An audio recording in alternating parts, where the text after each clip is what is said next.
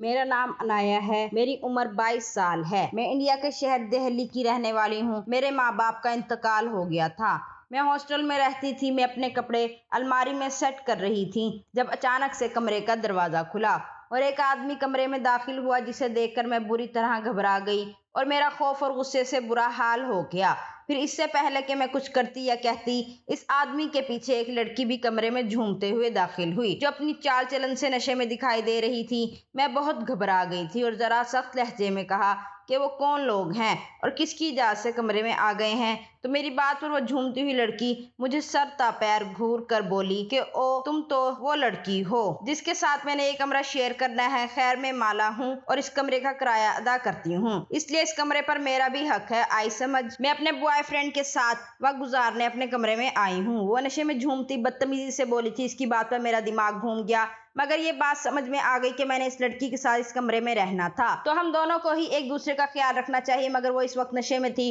اور اب میں سمجھی کہ صرف وہ ہی نہیں بلکہ اس کے ساتھ آنے والا مرد بھی نشے میں تھا اور اب مجھے گھور گھور کر دیکھ رہا تھا۔ اس کی آنکھوں سے ہوس صاف دکھائی دے رہی تھی، جس پر میں گھبرا گئی اور اپنا سامان جیسے تیسے الماری میں ٹھوسا اور کمرے سے باہر چلی گئی۔ اب تقریباً روز ہی یہی کام ہونے لگا تھا۔ میں جب بھی شام کو اپنے دفتر سے واپس آتی اور کھانا کھا کر نماز ادا کرنے کے بعد تھوڑی دیر کے لیے آرام کرنا چاہتی تو اس وقت وہ ہندو لڑکی مالا ایک نئے مرد کے ساتھ موجود ہوتی اور پھر پوری رات وہ اس مرد کے ساتھ ہمارے کمرے میں رہتی اور زنا کرتی تھی۔ میرے لیے یہ سب بہت ہی تکلیف دہ تھا۔ میں نے ایک دو بار دن کے وقت جب وہ اکیلی ہوتی تھی اور ہوش میں ہوتی تھی تو اس سے بات بھی کی کہ وہ مردوں کو کمرے میں مت لایا کرے اور یہ ہم دونوں کا کمرہ ہے تو اس کو چاہیے کہ وہ میرا بھی خیال کرے۔ تو وہ میری بات پر خاموش ہو جاتی اور روز تو ہاسٹل نہیں آتی تھی بلکہ رات بھر باہر ہی رکتی تھی، مگر زیادہ تر وہ میری بات کو رد کر دیتی اور چڑھ کر کہتی تھی یہ میرا مسئلہ نہیں ہے، میں بھی اس کمرے کا کرایہ دیتی ہوں، میری مرضی میں جو کروں، اور تم سے پہلے میں اس کمرے میں رہتی تھی تو اب اگر تم کو کوئی مسئلہ ہے تو کمرہ تبدیل کر لو،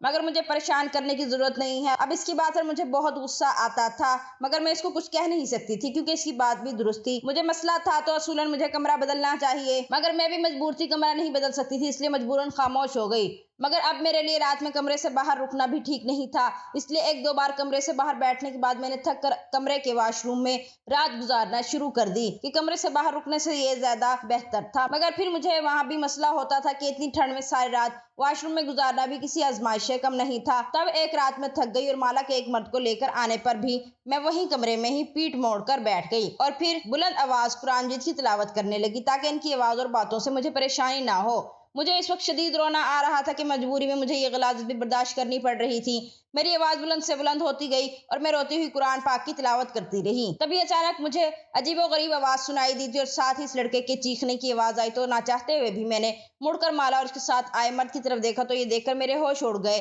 کیونکہ وہ مرد ہندو لڑکی مالا کے ساتھ ہاسٹل میں رہنا میری مجبوری تھی کیونکہ میرا اس دنیا میں کوئی اور نہیں تھا جس کے پاس میں رہنے چلی جاتی، اور انڈیا میں اکیلے رہنا ہم مسلمان لڑکیوں کے لیے بہت ہی مسئلے مسائل اور تکلیف کا باعث بنتا ہے۔ میرا بھی یہی حال تھا۔ میرے پاس چند رشتہ دار تھے مگر میں ان کے ساتھ بھی نہیں رہ سکتی تھی۔ یوں کہنا زیادہ بہتر ہوگا کہ میں انہی رشتہ داروں کی وجہ سے ہی اپنا گھر ہوتے ہوئے بھی ہاسٹل میں رہنے پر مجبور ہو گئی تھی۔ کم سے کم اس ہاسٹل میں رہ کر میں اپنی زندگی سکون سے گزار سکتی تھی اور ہاسٹل میں میری عزت بھی محفوظ رہتی، جس عزت کا خطرہ مجھے اپنوں کے درمیان ہوا تھا، اور اسی عزت کو بچانے کے لیے مجھے اپنا ذاتی گھر چھوڑنا پڑا تھا۔ لیکن اس سب کو میں نے اپنے نصیب سمجھ کر صبر کیا اور ہاسٹل میں شفٹ ہو گئی۔ لیکن یہاں پر جو ہندو لڑکی میرے ساتھ رہتی تھی اس نے میرا سکون بھی ختم کر دیا اور مجھے شدید پریشانی اور تکلیف کے سمندر میں دھکیل دیا، کیونکہ اس ہندو لڑکی کے آئے روز نئے بوائے فرینڈز ہوتے تھے جن کے ساتھ وہ اپنے ہی کمرے میں پوری رات زنا کرتی تھی، اور میں چونکہ مسلمان لڑکی تھی اور یہ سب بالکل بھی برداشت نہیں کر سکتی تھی۔ میں جو سمجھتی تھی کہ ہاسٹل میں سکون سے رہوں گی تو اس ہندو لڑکی مالا نے میری یہ سوچ بھی غلط ثابت کر دی تھی اور مجھے اس کے بوائے فرینڈ کے ہونے سے بہت تکلیف اٹھانی پڑتی تھی۔ میں حیران ہوتی تھی کہ وہ اتنی جلدی اپنے بوائے فرینڈ کیسے بدل لیتی ہے، اور اگر وہ جنسی تعلق کی اتنی ہی شوقین ہے تو وہ شادی کیوں نہیں کر لیتی۔ اور پھر جلد ہی یہ راز بھی مجھ پر کھل گیا اور مجھے سمجھ آ گئی کہ اس کے ساتھ روز نیا مرد کیوں ہوتا ہے، اور اس راز کو جانتے ہی مجھے شدید تکلیف کا احساس ہوا تھا کیونکہ وہ بھی میری طرح ہی ایک لڑکی تھی اور میں نہیں چاہتی تھی کہ وہ اتنی ذلت والی زندگی گزارے۔ اور جب یہی سب میں نے اس کو سمجھانا چاہا تو اس نے مجھے پوری طرح جھڑک دیا اور مجھے ہاسٹل بدل لینے کو کہا تھا کہ مجھے اگر اتنی تکلیف ہے تو میں اپنا کمرہ بدل لوں، مگر اس کے ذاتی معاملات میں دخل اندازی کر کے اس کو پریشان نہ کروں۔ تو میں نے اس کے معاملات میں بولنا چھوڑ دیا تھا اور وہ جو بھی کرتی تھی میں اس کو کچھ نہیں کہتی تھی کیونکہ میں سمجھ گئی تھی کہ وہ میری کوئی بات نہیں سمجھے گی اور نہ ہی وہ کچھ بھی سمجھنا چاہتی ہے، بلکہ میرے روک ٹوک کرنے پر اس نے مجھے ہی برا بھلا کہنا شروع کر دیا تھا اور میرے مذہب کو بھی تنقید کا نشانہ بنایا تو میں بھی چپ ہو گئی اور مالا کو اس کے حال پر چھوڑ دیا اور اس پر بھی مالا کو سکون نہیں ملا، بلکہ اب وہ جان بوجھ کر نئے مرد لاتی اور آتے ہی غلط حرکتیں شروع کر دیتی جس سے میں شرم سے پانی پانی ہو جاتی۔ صرف اتنا ہی نہیں، اگر کبھی ہم دونوں چھٹی کے دن کمرے میں ہوتے تو میری عبادت کے دوران وہ جان بوجھ کر اونچی آواز میں گانے لگا دیتی اور بےہودہ الفاظ بولتے ہوئے ناچتی تھی۔ مجھے اس سب سے بہت پریشانی ہوتی تھی، مگر میں اب اس کو کچھ نہیں کہتی تھی کیونکہ میں سمجھ گئی تھی کہ وہ یہ سب جان بوجھ کر کرتی ہے تاکہ میں اس کی حرکتوں سے پریشان ہوتی رہوں۔ تب میں نے خود پر قابو پایا، اس کی حرکتوں پر پریشان ہونے کے باوجود بھی اس کا خیال رکھنے لگی۔ میں چاہتی تھی کہ اس کا دل نرم پڑ جائے اور وہ مجھ سے متاثر ہو کر میری طرف مائل ہو جائے اور گناہوں کی دلدل سے نکل آئے، مگر ہر آئے روز اس کی حرکتیں بڑھتی جا رہی تھی اور مجھے اس کی حرکتوں سے بہت پریشانی ہوتی تھی۔ تبھی ایک روز جب رات کو اس کے آنے پر میری برداشت ختم ہوئی اور میں نے وہیں بیٹھ کر ہچکیوں سے روتے ہوئے بآواز بلند قرآن کی تلاوت شروع کی تو اسی وقت مجھے اس لڑکی مالا کی چیخیں سنائی دی تو میں نے بے اختیار پلٹ کر اس کی طرف دیکھا اور سامنے کے منظر نے میرے رونگٹے کھڑے کر دیے۔ میں سوچ بھی نہیں سکتی تھی کہ مجھے ایسا کچھ بھی دیکھنے کو ملے گا۔ تب ہی میں نے کانپتے ہوئے اپنی آنکھیں بند کر لی کیونکہ سامنے کا جو منظر تھا وہ میری برداشت سے باہر تھا۔ میرا تعلق انڈیا کے ایک مسلم گھرانے سے ہے۔ کچھ عرصے پہلے میں بہت اچھی باعزت اور پرسکون زندگی جی رہی تھی۔ میں اپنے والدین کی اکلوتی بیٹی تھی۔ میرے بابا کی چلتی مارکیٹ میں 2 بڑی بڑی دکانیں تھیں جس سے میرے بابا بہت پیسہ کماتے تھے اور فیملی ہماری بہت چھوٹی تھی۔ ایسے میری زندگی بہت عیش والی گزر رہی تھی اور میں دہلی شہر کے ایک بہترین پرائیویٹ کالج میں پڑھتی تھی۔ میرے ماں باپ نے مجھے بہت محبت اور لاڈ پیار سے پالا تھا۔ اپنے والدین کی زندگی میں اپنی زندگی کو جنت سمجھتی تھی اور میں نے کبھی نہیں سوچا تھا کہ مجھے بھی کبھی اپنی زندگی میں اتنی تکلیفیں اور اذیتیں جھیلنی پڑیں گی کہ جن کا سوچنا بھی محال تھا اور جن کے بارے میں سوچ کر بھی شدید تکلیف ہوتی ہے۔ میں اپنی زندگی میں بہت خوش تھی کہ اچانک ہی مجھ پر قیامت ٹوٹ پڑی جب ایک روز کالج میں مجھے ہسپتال سے کسی کی کال موصول ہوئی۔ وہ کوئی راہگیر تھا جس نے مجھے بتایا کہ میرے والد کا کار ایکسیڈنٹ میں انتقال ہو گیا ہے۔ ایکسیڈنٹ اتنا شدید تھا کہ میرے والد بچ نہ سکے اور اس دنیا سے چلے گئے۔ یہ خبر مجھ پر قیامت بن کر ٹوٹی تھی۔ میری دنیا اندھیر ہو گئی تھی۔ میرے پیار کرنے والے بابا اس دنیا میں نہیں رہے اور میں اور امی بالکل ہی اکیلے ہو گئے تھے۔ ہم نے کبھی نہیں سوچا تھا کہ ہمیں اچانک سے اتنا بڑا صدمہ جھیلنا پڑے گا۔ ویسے تو ہمارے خاندان والے بھی اسی علاقے میں رہتے تھے اور بظاہر وہ بہت ہی مخلص اور ہمدرد تھے اور میرے بابا کی وفات پر بھی وہ سب جمع ہو گئے تھے اور ہماری دلجوئی میں لگے ہوئے تھے، مگر نہ جانے کیوں میری امی کو میرے خاندان والے اچھے نہیں لگتے تھے۔ وہ خود بھی ان سے دور رہتی تھی اور مجھے بھی ان سے دور رہنے کا بولتی تھی اور چونکہ میری امی دل کی بہت نیک، اچھی اور مخلص خاتون تھی، اس لیے ان کی اس روک ٹوک پر میں نے کوئی سوال نہیں کیا تھا اور ان کی بات مانی تھی کہ ہوگی کوئی وجہ جو وہ مجھے سب خاندان والوں سے دور رہنے کا بولتی تھی۔ اور یہی کام میرے بابا کی وفات کے بعد بھی ہوا۔ جب بابا کی وفات کے بعد میرے چاچو اور پھوپھیاں بہت زیادہ ہمارے گھر آنے لگ گئے اور میری امی سے کہنے لگے کہ ان کو پریشان ہونے کی ضرورت نہیں ہے، وہ لوگ میرے بابا کا کاروبار بھی سنبھال لیں گے اور ہمارا خیال بھی رکھیں گے۔ تب ان کی باتوں سے امی کو پریشانی ہوئی تھی اور انہوں نے ایک روز خاموشی سے مجھے اپنے ساتھ لیا اور میرے بابا کے جگری دوست اسماعیل انکل کی طرف چلی گئیں اور پھر میری امی نے بہت دیر انکل اور آنٹی کے ساتھ ہی کمرے میں بیٹھ کر نہ جانے کیا باتیں کی اور اسی روز ہی انکل کے ساتھ جا کر دونوں دکانیں اور گھر میرے نام کروا لیا۔ اور صرف اتنا ہی نہیں، میری امی نے میرے نام بینک اکاؤنٹ بنوا کر سارا پیسہ اور زیور، گھر اور دکانوں کے کاغذات اس بینک میں جمع کروا دیے اور مجھے بھی سختی سے منع کیا کچھ بھی ہو جائے میں ان سب کا ذکر خاندان والوں کے سامنے نہ کروں۔ مجھے تب بھی ان کی کوئی بات سمجھ نہیں آئی تھی اور نہ ہی یہ سمجھ میں آیا تھا کہ وہ سب کچھ میرے نام کیوں کر رہی ہیں اور میرے نام کا ہر بینک اکاؤنٹ کیوں بنوایا ہے۔ آخر اس کی ضرورت ہی کیا تھی؟ مانا میرے بابا اس دنیا میں نہیں رہے مگر میری ماں تو ابھی حیات ہے نا، تو پھر وہ اتنی جلدی کس بات کی کر رہی تھی؟ مجھے ان کی جلد بازی شدید گھبراہٹ میں مبتلا کر رہی تھی اور اسی وجہ سے میں نے امی کو روتے ہوئے کہا تھا کہ وہ یہ سب کیوں کر رہی ہیں، جس پر میری امی نے پیار سے مجھے سمجھایا تھا کہ تم اپنے رشتہ داروں کو نہیں جانتی اور نہ ہی میں تمہارے باپ کی طرح سمجھدار اور بہادر ہوں، اس لیے جو بھی کر رہی ہوں تمہاری بھلائی کے لیے کر رہی ہوں۔ اب اگر تمہیں مجھ پر بھروسہ ہے تو جو بھی میں کر رہی ہوں وہ کرنے دو اور بس خاموش رہو۔ امی کی باتوں نے میرے دل کو سکون تو نہیں دلایا مگر ہاں، ان کی باتوں سے میری بے چینی کسی حد تک کم ہوئی تھی۔ وہ ٹھیک کہہ رہی تھی کہ وہ بابا جتنی بہادر اور حالات سے نمٹنے والی عورت نہیں تھی، بلکہ میری امی ایک حساس خاتون تھی اور بابا کے جانے کے بعد تو وہ اور بھی ڈری ڈری رہنے لگی تھی۔ تبھی میں نے بھی امی سے پھر کوئی بحث نہیں کی اور جب سارے معاملات سنبھل گئے اور گھر واپسی کا وقت آیا تو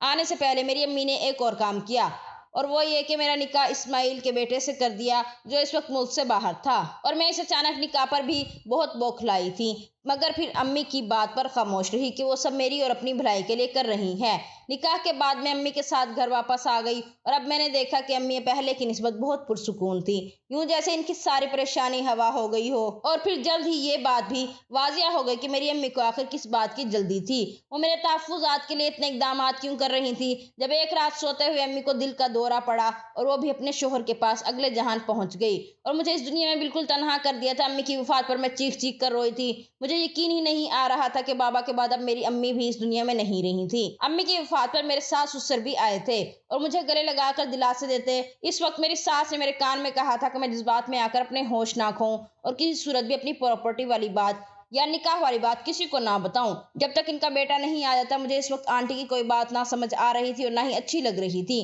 مگر چونکہ وہ بھی میری بھلائی کے لیے کہہ رہی تھی اس لیے میں نے ان کو کہا کہ آپ بے فکر رہیں، یہ راز کسی کو پتہ نہیں چلے گا۔ اور پھر اس سے پہلے کہ ان کا بیٹا یعنی میرا شوہر انڈیا آتا اور مجھے بیاہ کر لے جاتا، اس کو لندن میں ہی کوئی حادثہ پیش آیا تھا اور اس کی حالت خطرناک تھی۔ اس وجہ سے انکل آنٹی بہت جلدی میں لندن روانہ ہوئے تھے اور میں دل تھام کر رہ گئی تھی کہ کہیں یہ آخری واحد سہارا بھی مجھ سے چھین نہ جائے۔ اور پھر امی کی وفات کے بعد جب انکل آنٹی لندن چلے گئے اور پیچھے مجھے پوچھنے والا کوئی نہیں رہا تو مجھ پر خاندان والوں کی اصلیت بھی کھل گئی اور تب مجھے لوگوں کا پتہ چلا کہ میری امی کیوں ان لوگوں سے بچاؤ کی تدابیر کرتی رہی تھی، کیونکہ میرے اکیلے ہونے کے بعد دونوں ہی چچا نے اور پھپھیوں نے مجھ پر زور ڈالنا شروع کر دیا۔ سب اپنی اپنی جگہ مجھے اپنی بہو بنانے پر تلے ہوئے تھے تاکہ میری جائیداد ہتھیا سکیں،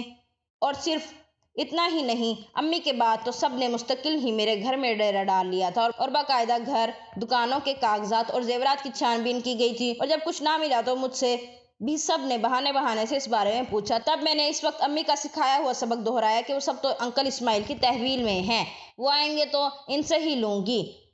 میری بات سن کر سب بہت غصہ ہوئے تھے اور میں ان کے یہ رویہ روپ دیکھ کر دکھی ہوئی تھی۔ پھر ان لوگوں نے میری شادی کا فیصلہ کیا، ہر کوئی اپنے بیٹے کے ساتھ میرا نکاح پڑھانے کی کوشش میں تھا۔ میں اس سب سے بہت پریشان ہوئی تھی، میرا نکاح ہو چکا تھا اور وہ سب اپنی جگہ مجھے دن رات مجبور کر رہے تھے کہ میں ان کے بیٹے سے نکاح کروں۔ صرف اتنا ہی نہیں، اب تو دن رات مجھ پر پہرے دیے جاتے تھے کہ کہیں میں باہر کے کسی لڑکے کے ساتھ شادی نہ کر لوں۔ میرا ان سب سے اتنا دل برا ہوا کہ میں نے چپ چاپ ہاسٹل میں رہنے کا سوچ لیا کہ جب تک انکل آنٹی واپس نہیں آ جاتے میں ان لوگوں کے چنگل سے نکل لوں۔ تب ایک روز کالج جاتے ہوئے میں نے چپکے سے اپنا سارا سامان باندھا اور جب سارے گھر والے سوئے ہوئے تھے تب میں اس گھر سے ہمیشہ کے لیے نکل گئی۔ اس وقت میرا دل خون کے آنسو رو رہا تھا کہ جس گھر میں میں شہزادیوں کی طرح رہتی تھی، آج وہاں سے اپنوں کی بے حسی کی وجہ سے چھپ کر نکلنا پڑا تھا، اور پھر وہاں سے میں ہاسٹل شفٹ ہو کر ایک پرائیویٹ فرم میں جاب کرنے لگی تاکہ میرا وقت بھی اچھا گزرے۔ جب مجھے لگا کہ میری زندگی میں سکون ہوگا تو یہ سکون اس ہندو لڑکی مالا نے ختم کر دیا، جو روز نئے مرد کے ساتھ کمرے میں آتی تھی اور پھر ساری رات زنا کرتی تھی۔ میرے لیے سب برداشت کرنا ناممکن تھا۔ تبھی اس لڑکی کو روکا اور جب وہ نہیں رکی تو اس کے کمرے میں آنے پر میں کمرے سے باہر ہاسٹل کی بالکنی میں بیٹھی رات گزار دیتی تھی۔ مگر میں کب تک ایسا کر سکتی تھی، بالکنی میں بیٹھنا، اور وہ بھی اس صورت میں کہ جب مجھے ڈر تھا میرے چاچو لوگ کہیں مجھے ڈھونڈ نہ لیں۔ تب میں نے کمرے کے واش روم میں رات گزارنی شروع کر دی اور پھر جلد ہی میں وہاں سے بھی اکتا گئی کہ شدید ٹھنڈ میں واش روم میں رات گزارنا بھی بہت مشکل اور تکلیف دہ تھا۔ مگر اس لڑکی کو نہ اس بات کی پرواہ تھی اور نہ ہی احساس کہ اس کی وجہ سے میں کتنی پریشان ہوں۔ میری یہ مجبوری تھی کہ مجھے ہر حال میں تب تک چھپے رہنا تھا جب تک انکل اسماعیل واپس نہیں آ جاتے، کیونکہ مجھے ڈر تھا کہ کہیں میرے ددیال والے مجھ تک نہ پہنچ جائیں اور زبردستی میرا نکاح کسی لڑکے کے ساتھ نہ کر دیں۔ اسی وجہ سے میں مجبوراً اس لڑکی کی ان گھٹیا حرکتوں کو برداشت کرنے پر مجبور تھی۔ اور پھر میں نے پڑھا تھا کہ اگر کسی کو اپنے دین سے جوڑنا ہو تو اس کو اپنے اخلاق سے متاثر کرو، تو میں نے بھی وہیں رونا شروع کر دیا۔ مگر اس لڑکی کو کوئی فرق نہیں پڑا تھا، بلکہ اس کو لگا تھا کہ میں اس سے ڈر گئی ہوں، جس پر اس نے اپنی فضول حرکتیں مزید بڑھا دی تھیں، جو کہ میرے لیے برداشت کرنا نہایت ہی مشکل تھا۔ اور پھر اسی دوران ہی مجھے معلوم ہوا کہ وہ جو ہر مرد کے بارے میں کہتی تھی یہ میرا نیا بوائے فرینڈ ہے، وہ سب جھوٹ تھا، بلکہ وہ ایک کال گرل تھی اور ہر رات اپنا جسم بیچ کر پیسے کماتی تھی۔ یہ حقیقت جان کر مجھے شدید تکلیف کا احساس ہوا تھا کہ میں ایک کال گرل کے ساتھ رہ رہی ہوں، اس کی وجہ سے میری پوزیشن بھی خراب ہو رہی تھی اور میں جو پہلے ہی مشکلوں میں گری تھی اب یہ حقیقت جان کر مزید ڈر گئی کہ کہیں ایسا نہ ہو میرا شوہر ثاقب اسماعیل انکل کا بیٹا مجھے لینے آئے اور اس لڑکی کی سچائی جان کر مجھے بھی اس جیسا سمجھ کر چھوڑ جائے، اور میں جو ابھی تک ہمت سے کام لے رہی تھی صرف اسی آسرے پر کہ بس تھوڑا سا وقت ہے اور پھر میری مشکلیں ختم ہو جانی تھی، ایسا نہ ہو اس لڑکی کی وجہ سے میری مزید مشکلات بڑھ جائیں۔ یہی وجہ تھی کہ میں نے اس لڑکی کو سمجھانے کی بہت کوشش کی کہ جو کچھ وہ کر رہی ہے وہ غلط ہے، پیسہ کمانے کے اور بھی بہت ذرائع ہیں، کم سے کم اپنا جسم مت بیچو، جو کہ کسی بھی مذہب میں جائز اور صحیح نہیں ہے، اور نہ ہی کوئی بھی مذہب ایسی عورتوں کو عزت دیتا ہے، مگر بجائے میری بات کو سمجھنے کے اس نے میرے مسلمان ہونے کو تنقید کا نشانہ بنایا کہ تم مسلمان ہوتے ہی ایسے ہو، دوسروں کو غلط اور خود کو صحیح بولنے والے ہیں، اور یہ میرا ذاتی مسئلہ ہے۔ آج کے بعد میرے معاملات میں بولنے کی کوشش مت کرنا، اور تمہیں اتنا ہی مسئلہ ہے اگر میرے کاموں سے تو اپنا کمرہ بدل لو،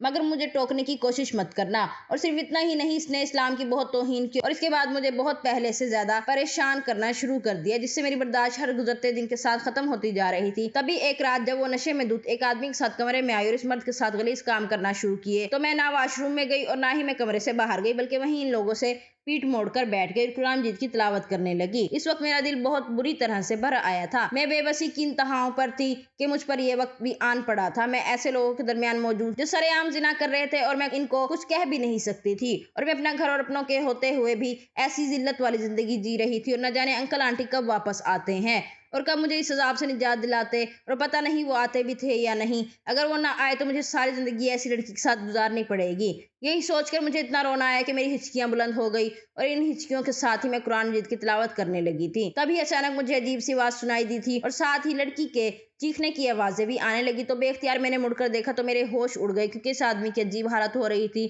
اس کا جسم نیلا پڑ چکا تھا اور منہ سے عجیب سا سیال مادہ نکل رہا تھا۔ اس کی حالت دیکھ کر میری بھی مالا کی طرح چیخیں نکل گئی، اور میں نے اپنی آنکھیں موند لی۔ پھر تھوڑی دیر بعد میں نے ہمت کر کے مالا سے کہا کہ ایمبولینس کو کال کر کے اس کو ہسپتال بھیجو، ورنہ تم پر قتل کا کیس بن جائے گا۔ میری بات سن کر مالا نے کانپتے ہاتھوں سے ایمبولینس کو کال کی اور پھر میری مدد سے اپنے کپڑے پہننے لگی۔ تب بے اختیار میرے منہ سے یہ بات نکلی کہ تم مجھے گالیاں دیتی تھی اور پریشان کرتی تھی، اب میرے اللہ نے تمہیں سزا دی ہے۔ میری بات سے وہ لڑکی اتنی ڈری کہ اس آدمی کو ہسپتال بھیجنے کے بعد جیسے ہی اس آدمی کی طبیعت سنبھلی تو مالا نے اپنا سامان سمیٹا اور وہاں سے چلی گئی۔ تب اس کے جانے پر میں نے اللہ کا شکر ادا کیا، واقعی میری مدد اس پاک ذات نے کی تھی۔ اور پھر کچھ ہی ماہ بعد انکل بھی اپنے بیٹے کے ساتھ انڈیا آ گئے تھے، مجھے لینے آئے تھے، اور آتے ہی انکل نے میرے خاندان والوں کو میرا نکاح نامہ دکھا کر رخصتی کروائی تھی، اور میرے رشتہ داروں سے میرا گھر بھی خالی کروا کر، اور پھر میرے کہنے پر ہی سب کچھ بیچ کر مجھے لندن لے کر پہنچ گئے۔ آج میں لندن میں پرسکون زندگی جی رہی ہوں۔ میرا شوہر بہت اچھا اور مخلص ہے، اور تینوں نے میرے ساتھ وفا کی اور بالکل بھی میری جائیداد پر نظر نہیں جمائی تھی، بلکہ ایمانداری کے ساتھ سارا پیسہ میرے حوالے کیا، جسے میں نے اپنی مرضی سے اپنے شوہر کے کاروبار میں لگایا تھا۔